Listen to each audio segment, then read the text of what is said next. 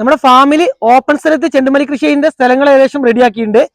ഏകദേശം ഇത്രയും സ്ഥലത്താണ് നമ്മൾ ചെണ്ടുമല്ലി കൃഷി ചെയ്യുന്നത് കേട്ടോ. ഓപ്പൺ സ്ഥലത്ത് 2000-ഓളം തൈകളാണ് ഇവിടെ നട്ടു കൊടുക്കുന്നത്. അപ്പൊ അതിനുവേണ്ടി നമ്മൾ കളകളൊക്കെ ആദ്യം നീക്കി ഇതുപോലെയുള്ള നീളത്തിലുള്ള ബെഡുകളാണ് എടുത്തിട്ടുള്ളത്. ഇതാ ഈ കാണുന്നൊക്കെ നീളത്തിലുള്ള ബെഡുകളാണ്. അപ്പൊ അതിൽ തന്നെ നമ്മൾ ചെറിയ ചെറിയ കുഴികൾ എടുത്തിട്ടുണ്ട്. ഇതാ കുഴികളൊക്കെ ഒന്ന് കാണിച്ചു തരാം. ഇതാ ഇതുപോലെയാണ് നമ്മൾ നീളത്തിലുള്ള ബെഡുകളാട്ടോ. ഇതൊക്കെ നീളത്തിലുള്ള കുറച്ചുകൂടെ നമുക്ക് ഏരിയകൾ എടുത്തെടുക്കാണ്ട് അപ്പൊ അതുപോലെ ഇങ്ങനെ കൊത്തിയിട്ടാണ് നമ്മൾ നീളത്തിലുള്ള ബെഡുകളാക്കുന്നത്. അപ്പൊ നമുക്ക് ഏകദേശം നടക്കാനുള്ള ചെറിയൊരു വരമ്പ് മാത്രം ഇതിന്റെ ഗ്യാപ്പ് വിട്ടിട്ട് ഇതുപോലെ നമ്മൾ ആദ്യം മണ്ണ് കിളച്ചിടുകയാണ്. ഇതുപോലെ നീളത്തിലുള്ള ബെഡാ. ഇതാ എടുത്തിട്ടുള്ള ബെഡുകളിലൊക്കെ ഏകദേശം കുഴി എടുത്ത് കഴിഞ്ഞിട്ടുണ്ട്. ഇതാ ഇതുപോലെയാണ് എങ്ങനെ കുഴികൾ എടുത്തു പോകുന്നത്. അപ്പൊ നമ്മൾ ഈ കുഴികൾ എടുത്തതിലൊക്കെ ഒരു സൈഡിൽ നമ്മൾ ജൈവ വളം ഇട്ട് വരുന്നുണ്ട്. ഈ പെട്ടെന്ന് തന്നെ നടണം. നമ്മൾ ഏകദേശം തൈകൾ വെച്ചിട്ട് ഒരു 2 ആഴ്ചയ്ക്ക് അടുത്തായി നമ്മൾ റെയിൻ ഷെൽട്ടറിലുള്ള തൈകൾ കൊടുത്തു വെച്ചിട്ട് നമുക്ക് ഈ മഴ കാരണം ഇതുപോലെ സ്ഥലം ക്ലിയർ ആകാനൊക്കെ അങ്ങനെ ബുദ്ധിമുട്ട് വന്നു. ഇപ്പൊ ഏകദേശം സ്ഥലങ്ങളൊക്കെ വൃത്തിയാകും. നമുക്ക് കള നീക്കാൻ തന്നെ ഒരുപാട് പണികൾ വന്നു. ഇത്രയും സ്ഥലത്തെ കളകളൊക്കെ നീക്കിയിട്ടാണ് നമ്മൾ മണ്ണ് കൊത്തി ഏരിയകൾ എടുത്തിട്ടുള്ളത്. അപ്പൊ അതിലേക്കൊക്കെ ഇടാനുള്ള വളങ്ങൾ ഇതുപോലെ കൊണ്ടുവച്ചിട്ടുണ്ട്. നമ്മൾ ഇടുന്നത് ആട്ടിൻകാഷ്ടവും ചാണകവും കൂടെ മിക്സ് ചെയ്തിട്ടാണ് കേട്ടോ. ഇതുപോലെ ഇതാ കുഴികളിൽ നമുക്ക് കറക്റ്റ് ഉണക്കമുള്ള ആട്ടിൻകാഷ്ടം ചാണകമൊക്കെ ഇപ്പൊ കഴിഞ്ഞിട്ട് ഇപ്പൊ കുറച്ച് ചെറുതായിട്ടൊരു നനവുണ്ട്. എന്നാലും നമുക്ക് ഇതുപോലെ വളങ്ങൾ ഇട്ട് കൊടുക്കാം. എല്ലാ കുഴിയിലും ഓരോ പിടിയോളം വളം ഇതുപോലെ ഇട്ട് കൊടുക്കുകയാണ്. ആ ഭാഗത്തൊക്കെ നമ്മൾ ഏകദേശം 3 ഏരിയയിലൊക്കെ ഇവിടെയൊക്കെ വളം ഇട്ട് കഴിഞ്ഞിട്ടുണ്ട് കേട്ടോ. ഇതൊക്കെ നല്ല രീതിയിൽ തന്നെ നമ്മൾ വളം ഇട്ട് എല്ലാ കുഴികളും വളം ഇട്ടു. ഇനി നമുക്ക് നട്ട് വരെയാണ് വേണ്ടത്. അപ്പം ഏകദേശം നമ്മൾ എടുത്ത ഏരിയയിലൊക്കെ കുഴികൾ എടുത്തതിന് ശേഷം നമ്മൾ ഇത് നട്ട് തുടങ്ങും. അപ്പൊ വീണ്ടും മഴ തുടങ്ങിയിട്ടുണ്ട്. ഇങ്ങനെ ഇടയ്ക്ക് മഴ പെയ്യുന്നതുകൊണ്ട് നമുക്ക് പണിയെടുക്കാൻ കുറച്ച് ബുദ്ധിമുട്ടാണ്. നമ്മൾ നിരന്ന സ്ഥലം ആയതുകൊണ്ട് മഴ പെയ്യുമ്പോൾ നമ്മൾ കൊത്തുമ്പോഴൊക്കെ ചെളി വന്നിട്ട് കറക്റ്റ് കൊത്താൻ ബുദ്ധിമുട്ട്. നമ്മൾ കൈക്കോട്ടിലൊക്കെ മണ്ണ് പിടിച്ചിട്ട് ഇന്ന് നമ്മൾ എന്തായാലും ഇത്രയും എടുത്ത ഭാഗം നട്ട് തീർക്കണം. അപ്പൊ ആദ്യം തന്നെ ഇതിലൊക്കെ വളം ഇട്ട് കഴിഞ്ഞാൽ നമുക്ക് പെട്ടെന്നൊക്കെ നട്ടു തുടങ്ങാം. ഈ സ്ഥലത്തൊക്കെ മുന്നേ നമ്മൾ പച്ചക്കറി നട്ട സ്ഥലമാണ്. ഇവിടെ പച്ചമുളകും ക്യാബേജൊക്കെ ആയിരുന്നു നമ്മൾ വിഷുവിന് നട്ട പച്ചക്കറികളായിരുന്നു. അത് കഴിഞ്ഞ ശേഷം നമ്മൾ ഇവിടെ കാലിയാക്കിയിട്ടായിരുന്നു. ഇപ്പൊ നമ്മളിതാ ഇവിടെ ക്ലിയർ ആക്കി ഇവിടെയൊക്കെ നമ്മൾ സ്പ്രിംഗ്ലറിന്റെ ലൈൻ ആദ്യം വലിച്ചു വെച്ചതാ.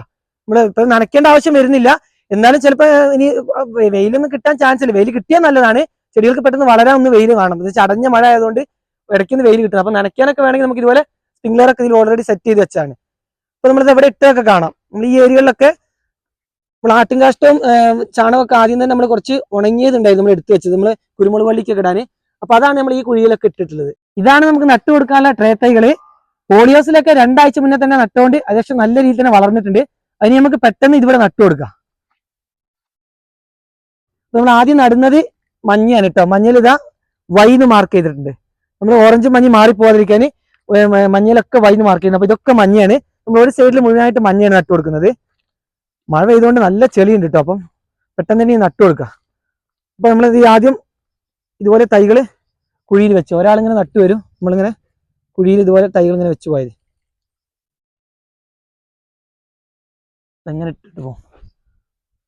തൈകൾ കുറച്ച് നമ്മൾ ട്രയൽ വെച്ചിട്ട് കുറച്ച് വലുതായിട്ടുണ്ട്. ഇതുപോലെ തൈകൾ വെച്ചു പോവാം.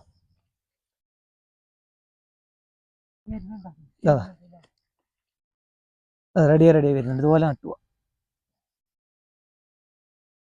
അപ്പൊ നമ്മൾ ഒരു തൈ നട്ട് അടുത്ത തൈ അത്ര ഗ്യാപ്പിൽ വെച്ചിട്ട് തന്നെ അടുത്ത തൈ നടുന്നു കേട്ടോ.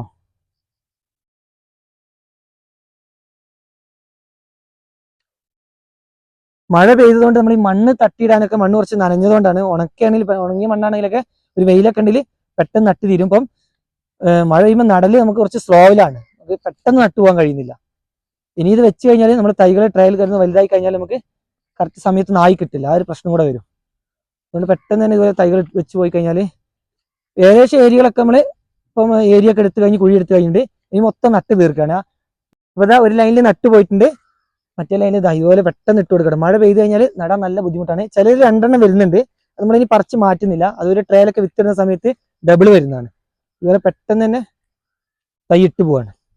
മഴ കനത്ത് പെയ്യുന്നതിന് മുന്നേ ഇതിൽ നട്ട് കഴിയണം. അല്ലെങ്കിൽ പിന്നെ നമ്മൾ ഇതിൽ നിന്നുള്ളതാ ഇതിൽ നമ്മൾ പോട്ട് മിക്സ് ചെയ്ത് ഈ വളവും ചകിരി ഇതൊക്കെ ഇതിൽ മിക്സ് ആയി പോകും. അല്ല വിട്ടുപോയി കഴിഞ്ഞാൽ തൈകൾ വാടിപ്പോകും. അതുകൊണ്ടാണ് നമ്മൾ പെട്ടെന്ന് തന്നെ മഴ പെയ്യുന്നതിന് മുന്നേ നട്ട് തീർക്കുന്നത്. ഇതൊക്കെ ഡബിൾ ആട്ടാവുന്നില്ല. ഡബിൾ നമ്മൾ ആ കുഴിയിൽ അങ്ങനെ തന്നെ വെച്ച് കൊടുക്കുന്നുണ്ട്.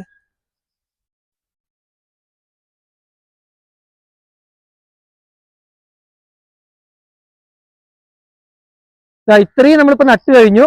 അധികം മഴയൊന്നും പെയ്തില്ല. മഴന്റെ മുന്നേ തന്നെ ഏകദേശം നട്ട് കഴിഞ്ഞിട്ടുണ്ട്. ആ കാണുന്നതൊക്കെ നമ്മൾ ലൈനിലാക്കി നട്ടതാണ്. അപ്പൊ ആ ഏറ്റവും എൻഡ് കാണുന്ന ആ സ്ഥലത്ത് കാണുന്ന നമ്മൾ ഓറഞ്ചാണ് നട്ടിട്ടുള്ളത്. അവിടുന്ന് ഇങ്ങോട്ട് ഏകദേശം ഒരു പകുതി എത്തുമ്പോഴാണ് നമ്മൾ മഞ്ഞ നട്ടിട്ടുള്ളത്. അപ്പം പകുതിയായിട്ടാണ് നമ്മൾ നട്ടുള്ളത്. അപ്പം മഞ്ഞ ആദ്യം നട്ടു, അതിന്റെ പകുതി കഴിഞ്ഞപ്പോൾ ബാക്കി അവിടുന്ന് ഇങ്ങോട്ട് ഓറഞ്ച് നട്ടു പോയിട്ടുണ്ട്. ആ സൈഡൊക്കെ കാണുന്ന ഓറഞ്ചാണ്.